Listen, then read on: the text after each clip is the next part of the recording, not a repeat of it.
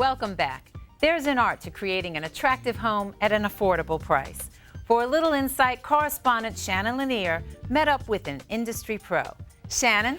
Caroline, our Entrepreneur of the Week, became an internationally known interior designer without ever hiring a PR person. Here's her success story.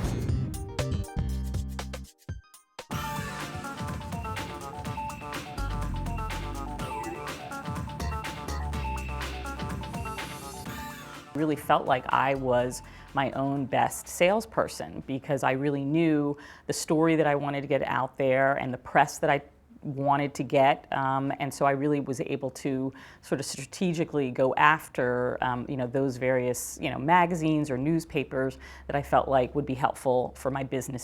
Sheila Bridges has been telling her own story since she launched Sheila Bridges Design in 1993. And to keep expenses low, she started it right in her living room. I was never really that concerned with my business being big, having a big staff, having huge sales revenue. For me, it was about the body of work and what I could do sort of under the umbrella of design. So for me personally, what that meant was I wanted to write design books. I wanted to have a television show, which I had for 4 seasons. One of the boldest interior statements that you to go all. Welcome to give it a little bit of height. I'm Sheila Bridges. Thanks for joining me, and I'll see you on the next Designer Living. Sheila Bridges Design now brings in about $5 million a year, but this savvy entrepreneur has again branched out. And Sheila Bridges Home was somewhat a response to the recession.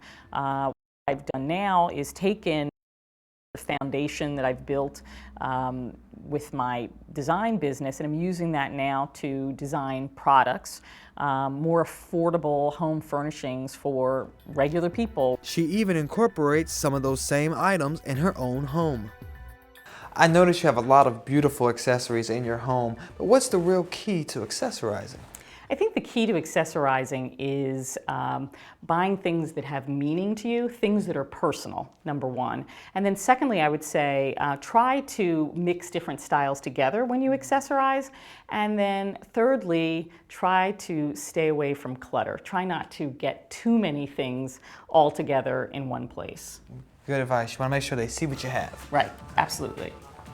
These accessories and designs have now even become part of museum collections. When we saw Sheila's Harlem toile, we thought, what a wonderful product that could be incorporated into our overall mission of supporting artists of African descent. What do you think makes her a unique artist? Well, I think Sheila, being the amazing businesswoman that she is, has extended this product line to incorporate so many things, so including the wallpaper, the bed sheets, the glasses, the plates, and I'm sure she's coming up with many more things that we haven't even heard of yet. I think that's what makes her truly unique and sets her apart from many of the other artists that we see. But to become the successful businesswoman she is today, Sheila had major hurdles to overcome, issues she's still facing. It was a hard business to break into as an African American. I still go to design events and parties and conferences where I am the only sort of person of color in the room, in addition to maybe, waiters and waitresses, or maybe there's one other designer. So that continues to be very frustrating. Despite obvious industry disparities, Sheila's one of the country's top designers because her unique design style speaks for itself. And that's a skill she says you can't learn overnight. I wouldn't really suggest to anyone that they just wake up and say, okay, I'm going to be a designer or a decorator and I'm just going to start this today. I really think you should get practical, hands-on working experience. For me, that was invaluable. Thank you, Shannon. If you know a small business owner who could be our next Entrepreneur of the Week, email us at BEBR@blackenterprise.com or tweet him at Mr. Shannon LaNier.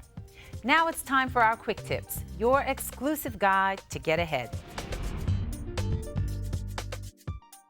Hello, my name is Orlando Ashford. I'm the Chief HR and Communications Officer for Marsh and McLennen Companies. For those of you that have been out in the job market, I want to give you some advice on ways to improve your resume. First, you need to invest in your resume. How much have you spent on your suit or your shirt or your blouse in preparing for your interview? well, you should invest in your resume and have it professionally written. Second, create a skills-based resume. Most resumes tend to be written in a chronological order. I believe it's important to identify those key skills and attributes that you have that you would bring to a job. And third, make sure that your resume tells a story.